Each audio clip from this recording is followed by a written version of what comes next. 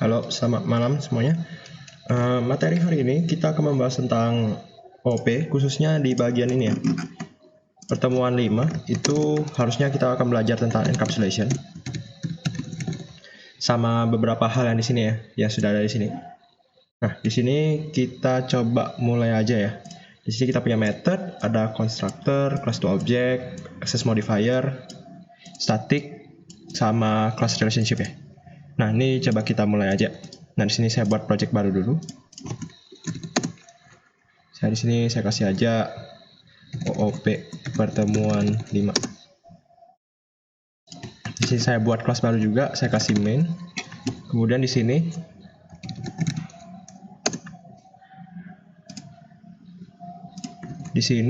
saya public static void main-nya ini saya centang aja.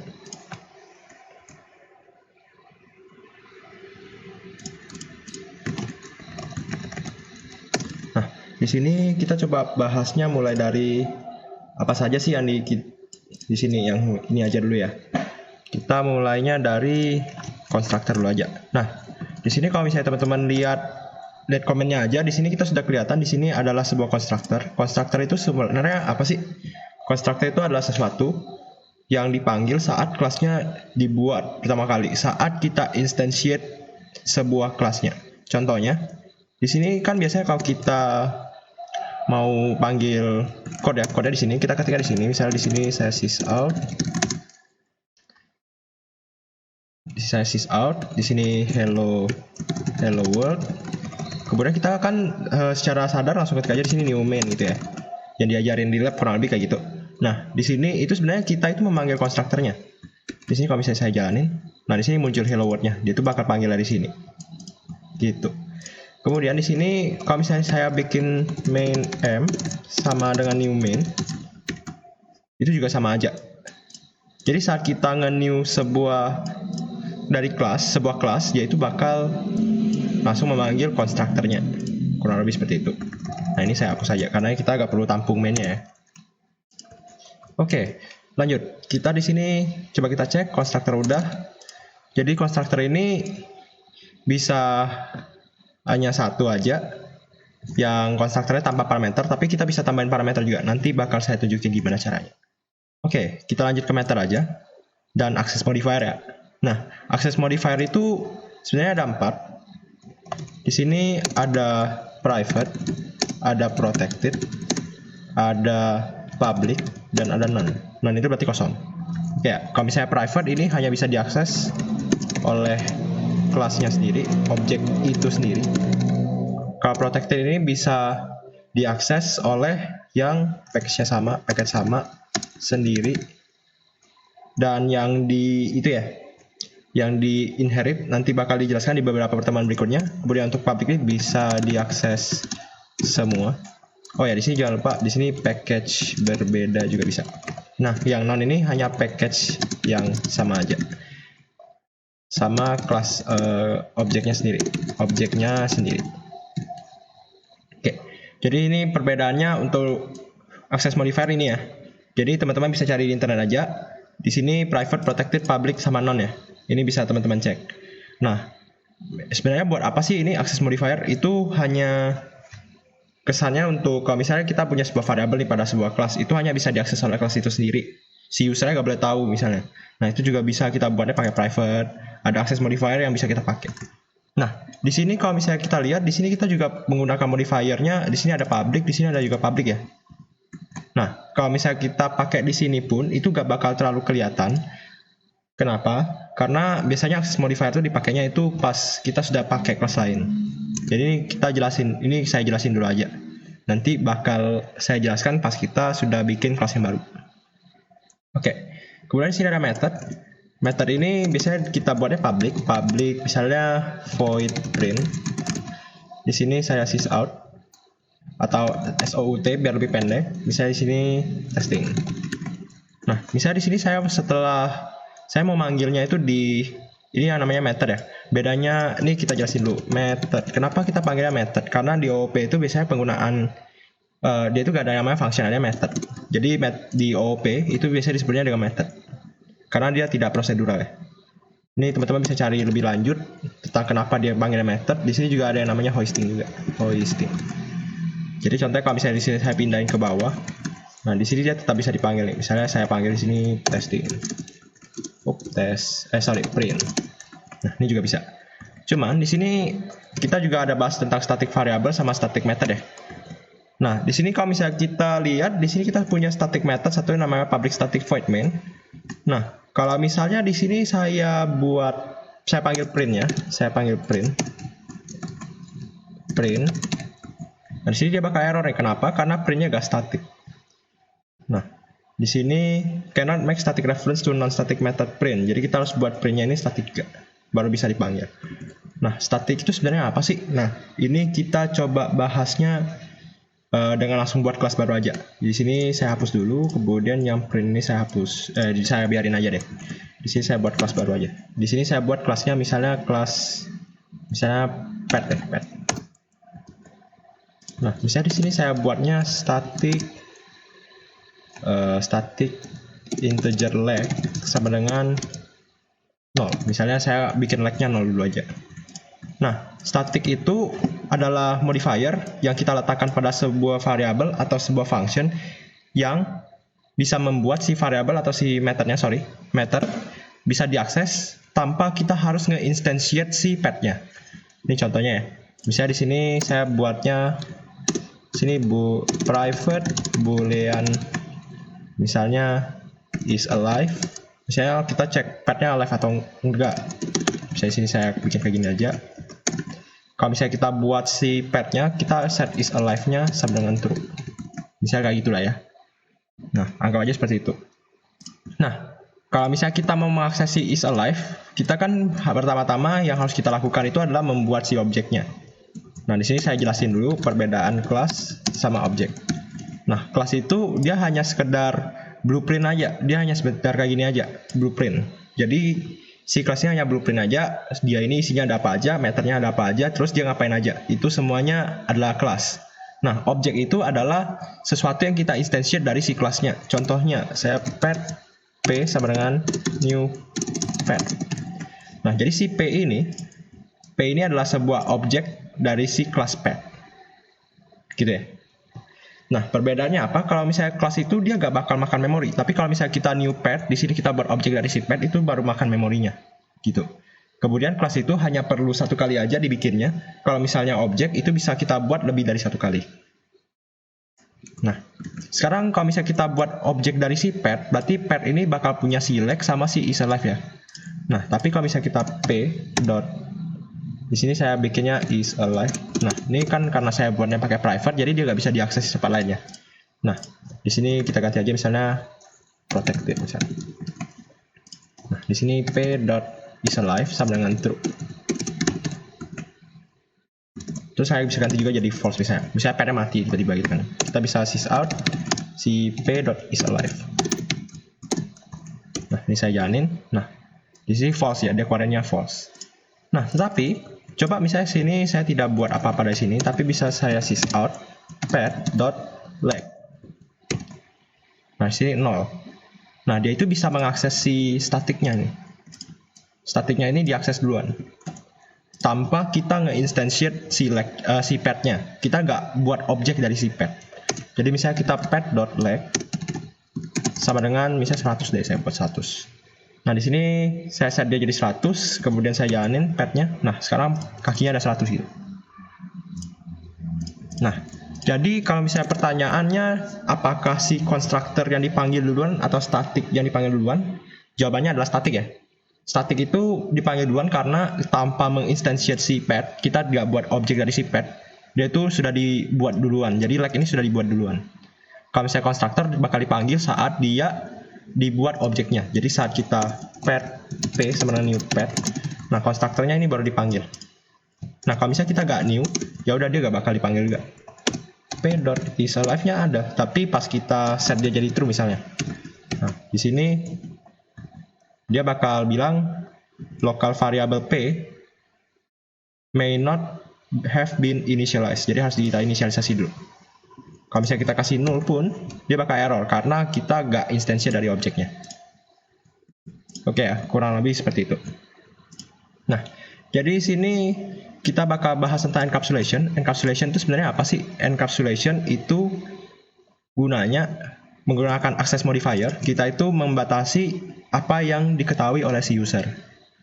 Jadi contohnya, misalnya di sini saya kasih private. Jadi si usernya nggak tahu nih proses, nggak bisa diakses kan ya si slave-nya. Nah ini saya hapus dulu aja. Nah jadi kita itu jadi encapsulation itu kita menyembunyikan apa saja yang ada di belakang, tidak memberitahu nama variabelnya apa, bagaimana cara kita dapat variabelnya. Kemudian encapsulation juga bisa hanya buatnya tuh ada yang namanya tuh aksesor dan ada yang namanya mutator. Jadi ini tuh setter. Ini getter. Jadi kita tuh menggunakan sebuah method untuk ngambil si value-nya. Kalau misalnya si mutator ini untuk setter. Jadi kita mau ngeset value-nya jadi apa gitu. Oke. Nah, jadi di situ kalau misalnya kita menggunakan aksesor atau mutator, di sini kita cuma bisa kasih mutator atau aksesornya juga, atau kita cuma kasih aksesornya aja. Jadi cuma ada getternya. Jadi kalau misalnya cuma ada getter ya udah, berarti dia ini hanya bisa diambil aja, read only variable. Jadi ada variabel di dalam si kelas ini hanya bisa dibaca doang, tidak bisa diganti. Gitu ya. Nah ini tergantung dari beberapa test case yang bakal dipakai. Nah contohnya kayak gini aja deh. Ini statiknya saya hilangin dulu aja. Yang di main juga saya balikin dulu. Nah, kita coba buat setter getter ya. Caranya itu gimana? Teman-teman bisa di sini, bisa klik kanan. Di sini bisa ke source. Kemudian di sini generate setter getter and setter ya. Di sini. Nah, ini teman-teman bisa pilih select all. Terus di generate aja. Nah, di sini kita buat jadi private lagi aja. Jadi kita tidak bisa di sini saya new pet. Di sini saya tidak bisa langsung p dot misalnya namanya leg ya, nggak ada. Cuman saya bisa get leg atau set leg aja. Nah setter getter ini fungsinya buat apa sih? Kenapa kita perlu kasih kayak gini? Kalau misalnya get ini sudah kelihatan ya, kita cuma mau ambil datanya doang. Kalau misalnya setter ini bisa kita ganti. Nah kenapa kita nggak pakai public aja terus bisa langsung kayak p dot leg sama dengan 2 gitu. Nah kalau misalnya kayak gini langsung kita kan nggak bisa langsung validasi nih. Nah di sini kita bisa validasi dulu. Kalau misalnya p.leg sama dengan 2 kayak gini, kita kan bisa langsung digantinya aja nih. Kita nggak bisa validasiin apa-apa. Dia langsung set aja, oh legnya kayak gini. Kalau misalnya pakai setter getter, kita bisa validasiin lagi di sininya. Di sini kita bisa validasi lagi atau sebelumnya juga bisa kita validasi. Oke, kurang lebih kayak gitu aja buat setter getter. Kemudian juga materi kita juga ada tentang constructor ya. Di sini method udah, class object udah, access modifier udah, kemudian static variable method. Nah, variable and method. Nah, kita konstruktornya tinggal yang di kelas ini aja. Nah, di sini di sini kalau misalnya saya bikin jadi static. Oh, nggak bisa ya, karena variable is alive gak static. Jadi kita berkini aja public static test void test sysout hello. Nah, kalau misalnya di sini kita bisa langsung aja pet.test. Nah, ini dia langsung bisa kita panggil. Nah, ini bisa langsung aja panggil ya. Nah, ini udah, ini saya biarin aja di sini. Kemudian di sini kita tinggal untuk yang si constructor ya. Constructor di sini. Kan misalnya kalau kayak gini kan kita setting manual nih. Cuman kita bisa nge-passing beberapa variabel nih di dalam si constructor. Kemudian dia langsung settingin aja langsung. Kemudian apa yang bakal dilakukan oleh constructornya bebas dari teman-teman. Contohnya, kalau misalnya kayak gini kan kita gak kasih parameter apapun ya, tapi kita bisa passing parameternya. Ada dua cara. Cara pertama kita manual. Caranya public pet. Misalnya di sini integer lex sama boolean live. Di sini kita setting lex sama dengan lex is alive sama dengan live. Nah, jadi pas kita new pet-nya bakal ada dua constructor, new pet. Nah, di sini ada dua, ada yang bisa kasih kakinya jumlahnya berapa sama dia ini hidup atau enggak. Misalnya leg-nya ada 10, live-nya true. Nah, kemudian kita sysout jumlah kaki sama dengan p.lag, get lag. Kemudian di sini kita sysout juga, hidup sama dengan ditambah p.get p.isAlive. Karena boolean dia setter getternya pakai isAlive sama setAlive ya. Nah, hidup jumlah kakinya 10, live-nya true. Nah, di sini kan cara yang manual nih. Ada cara di sini aku komen aja. Ada juga caranya yang otomatis. Caranya kita kayak klik kanan ke source lagi. Kemudian sini ada generate constructor using fields. Kalau from superclass ini nanti bakal kita pakai di inheritance saja. Di sini. Nah, lag sama isAlive kita generate aja. Nah, dia langsung buatin di sini nih. Public paired integer lag boolean isAlive, super this.lag, this.isAlive sama isAlive. Jadi kalau misalnya kita pakai yang super ini dia nunjuknya ke parent class ya. Nah, ini bakal kita pakai pas nanti inheritance saja. Nah, di sini kita masukin, kita jalanin, cara kerja juga sama. Oke, kemudian yang terakhir adalah sedikit teori tentang composition dan aggregation. Harusnya teman-teman ini sudah mempelajarin di PDM ya, program design method. Harusnya sudah dipelajarin. Ini ada composition dan aggregation. Nah, kalau composition itu dia itu kelas hubungan antara kelas dan parent class. Tetapi kalau parent kelasnya tidak ada, ini harusnya namanya subclass atau child class. Child class-nya tidak bisa ada secara independen. Kalau misalnya aggregation, hubungan antara child class dan parent class. Tetapi kalau parent class-nya tidak ada, child class-nya bisa ada atau eksis secara independen. Ini sini saya tambahin aja ya. Nah, ini maksudnya ini saya berikan dengan contoh aja deh. Contohnya misalnya di sini kita ada kelas. Contoh, saya ada kelas rumah, punya anaknya kelas room. Kalau misalnya rumah ini kita hapus, ruangan ini itu gak bakal bisa ada gitu loh. Contohnya kayak bisa juga kayak mobil punya anak kelasnya ban. Kalau mobilnya hilang, bannya ini bukan apa-apa. Sama kayak rumah dengan ruangan. Kalau rumahnya hilang, ya udah ruangan ini bukan ruangan apa-apa, gitu ya. Nah, kemudian kalau contoh untuk aggregation, ini contohnya misalnya kalau kayak ada kelas, sini ada studentnya.